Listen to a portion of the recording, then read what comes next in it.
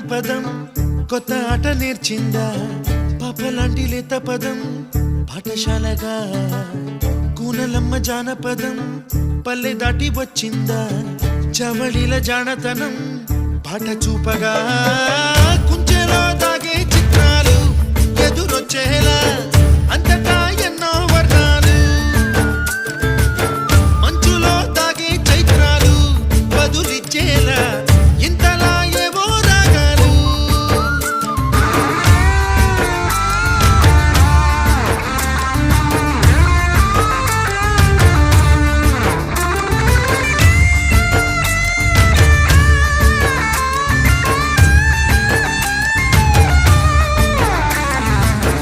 ఆకతాయి సందడిగా ఆగలేని తొందరగా సాగుతున్న ఈ పయనం ఎంతవరకో